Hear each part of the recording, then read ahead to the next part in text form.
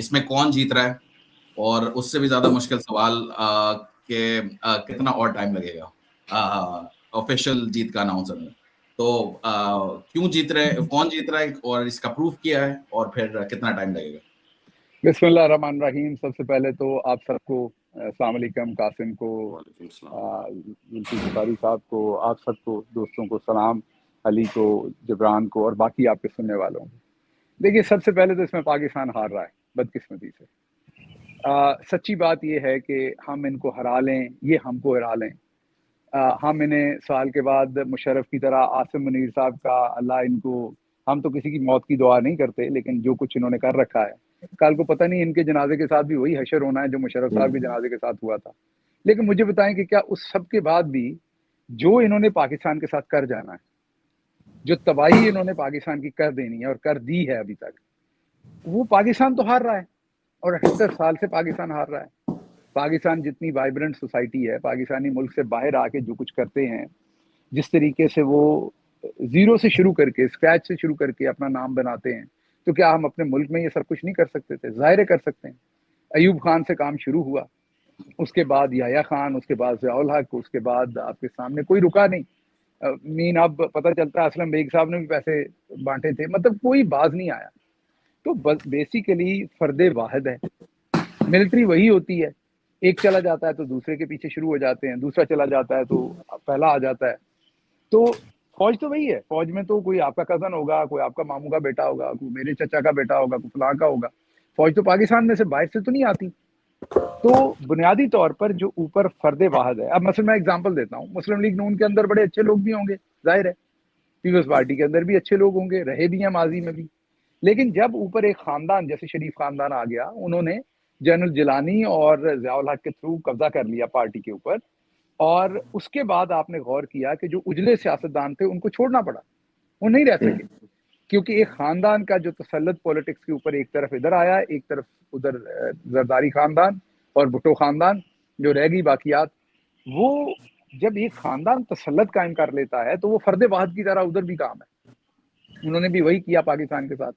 ادھر ایک army chief آتا ہے، وہ ایکسٹینشن چاہتا ہے، وہ کبھی پاکستان کے آئین کو معطل کرنا چاہتا ہے. پاکستان سے ہمارا مسئلہ یہ ہے کہ جب کوئی مر جاتا ہے اسے ہم معاف کر دیتے ہیں. مثلا ابھی تک جو اعجاز الحق صاحب ہیں، ان کے پاس میراث انہی کی ہے نا، جو ضیاء الحق صاحب ہیں انہی کی ہے نا.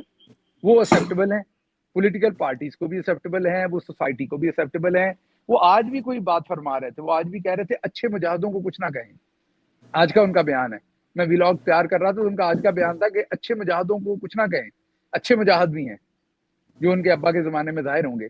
تو بنیادی طور پر جب کوئی بندہ مر جاتا ہے، اس نے قوم کو جتنا مرضی جھنڈے پہ یا ڈنڈے پہ اٹھا رکھا ہوتا ہے، ہم سب بھول جاتے ہیں. اب عاصم منیر صاحب کو بھی اندر سے یہی لگتا ہے کہ میں جتنا مرضی تن کے رکھوں، میرے جانے کے بعد آدھے لوگوں نے میرے ساتھ ہونا ہے، آدھوں نے کہنا جی مشرف بہرحال اچھا آدمی تھا. تو یہ قوم کے طور پر پہلے ہم نے فیصلہ کرنا ہے کہ کیا ان کو ہم نے آئین توڑنے دینا ہے، ملک سے غداری کرنے دینی ہے. اور اگر انہوں نے کی ہے تو پھر ان کی کسی کی بھی، وہ بے شک ایوب خان صاحب کی پولیٹیکل میراث ہو کسی کے پاس، وہ بے شک ضیاء الحق کی ہو، یا تو وہ ان سے ڈسٹنس کریں، وہ پبلکلی آ کے معافی مانگے ان کے کیے ہوئے کارناموں کی، اور کہیں کہ ہم ان سے ڈسٹنس کرتے ہیں ان کے تمام کاموں کے، اور یہ غدار تھے، انہوں نے ملک کے ساتھ غداری کی تھی، تو ان سے ڈسٹنس کریں. اگر انہوں نے ان کی پولیٹیکل میراث بھی لے کے چلنی ہے، سب کچھ لے کے چل رہا ہے، تو پھر یہ گدی گڑا ادھر ہی رہنا ہے. جو آج عاصم منیر ہے، ان کو بھی یہ لگتا ہے، ان کے ساتھیوں کو، سب کو، آپ کو کیا لگتا ہے یہ جتنے بھی نون لیگ کے سارے اس ٹائم گندے کام کر رہے ہیں، ان کے ساتھ مل کے آئین توڑ رہے ہیں، نیچے جو بریگیڈیئر کرنل، جو ایم آئی کے، آئی ایس آئی کے سارے مل کے کر رہے ہیں، ان کو کیا ہے؟ ان کو یہ جی کس نے یاد رکھنا ہے، سب بھول بھال جانا ہے، بس موقع چینج ہونا ہے. اچھا، یہ جو جتنے پولیس والے ہیں، مجھے یاد ہے میں چیف آف سٹاف تھا تب، دونوں میرے بھائی یہاں بیٹھے ہوئے ہیں، یہ بھی انہوں نے بھی وٹنس کیا ہوگا اس چیز کو. جب پرویز الہی صاحب پنجاب میں بنے چیف منسٹر، تو اس سے پہلے 25 مئی 2022 کا ہم پر آپریشن ہو چکا تھا، چادر چار دیواری تباہ ہو چکی تھی. اب ظاہر ہے خان صاحب نے ہر جگہ کیمرہ تو نہیں لگایا ہوا تھا، تو بہت سارے لوگ جن کے ذاتی، جیسے ابھی بھی بہت سارے جو ظالم ہیں، جو اس وقت پولیس والے ظلم کر رہے ہیں، وہ میرے ساتھ ذاتی تعلق رکھنا چاہتے ہیں. وہ مجھے خبر بھی دیتے ہیں پولیس کے اندر سے. وہ جب تک میں پاکستان کے اندر تھا، وہ اپنے تائیں مجھے فون کر کے کہتے تھے سر آپ کا دیکھیں ہم کام بھی کرتے ہیں. مطلب جب مجھے پکڑنے لگتے تھے، ایک دو ایسے بھی تھے جو لوگوں پہ ظلم کرتے تھے ہمارے، مجھے میسج کر دیتے تھے یہ ہمارے دوسرے ساتھیوں کو کہ جی آج آپ کو پھر پکڑنے کا ارادہ ہے، ذرا محتاط ہو جائیں۔ تو اب ہوتا کیا ہے سیاست میں کہ جب ہماری وہ گورنمنٹ آئی پرویز علائی صاحب کی، تو ہماری اپنی پارٹی میں سے بہت سارے جوانوں نے کہا جی یہ جو ڈی آئی جی تھا یہ تو بڑا اچھا تھا خان صاحب، اس نے تو میرا بڑا ساتھ دیا تھا، یہ والا جو تھا یہ بڑا اچھا تھا، اس نے میرا بڑا ساتھ دیا، اور تقریباً سارے ہی بچ گئے۔ ہم کسی کے خلاف کوئی آپریشن نہیں کر سکے، آپریشن کا مطلب ہے کسی کو قانون کے مطابق سزا نہیں دے سکے۔ اس سے ہوتا کیا ہے، اس سے حوصلے بڑے، اگلوں نے پھر خان صاحب کے گھر کا گیٹ بھی توڑا آپ کے سامنے، ذل شاہ کو بھی پھر قتل کیا، پھر جو کچھ ہوا وہ آپ کے سامنے۔ اور ان کو امید یہی ہے کہ جب دوبارہ پی ٹی آئی اگر گورنمنٹ میں آ گئی تو ان کے اندر موجود جو شہباز گل ہوں گے وہی عمران خان کو بتائیں گے کہ آپ تو جیل میں تھے، یہ بندہ بڑا اچھا تھا بھائی۔ تو جب تک ہم منحاس القوم اپنا قبلہ درست نہیں کرتے، میرٹ جو ہے اس کو پرسنل ریلیشن شپ کے اوپر ہم فوقیت نہیں دیتے۔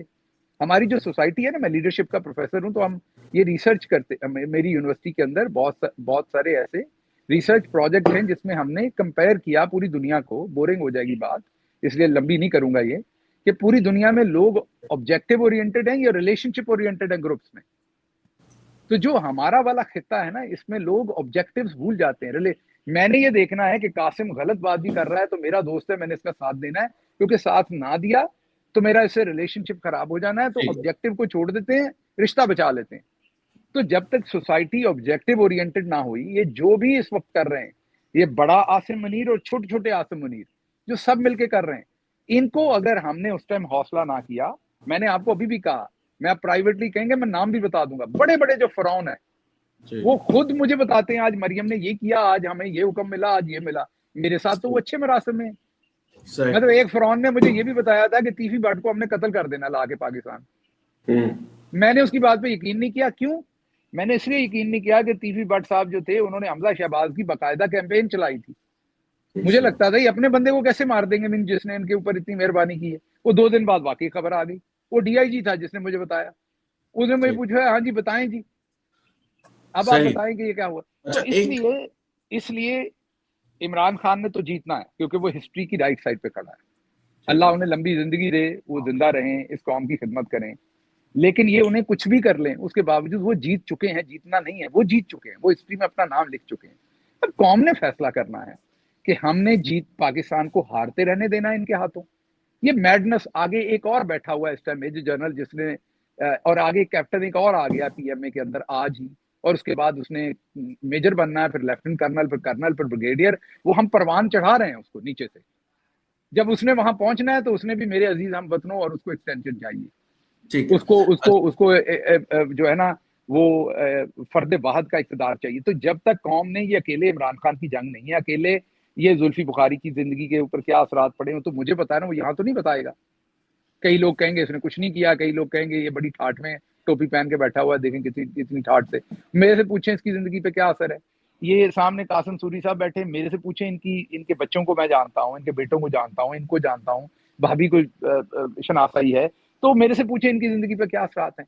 تو انڈیویجولی سبھی سفر کر رہے ہیں۔ یہ جنگ اکیلے عمران خان یا چند ساتھیوں کی نہیں ہے، پوری قوم کو یہ فیصلہ کرنا پڑنا ہے۔ اگر تو ان سب کو پھر معافیاں دے دینی ہے تو یہ سرکل ایسے ہی چلنا ہے۔ ویسے جواز بھائی آپ نے جو بات کی نا، آپ جانتے ہیں سب کچھ، مجھے نا ایک بات یاد ہے، یہ میں آپ تینوں کو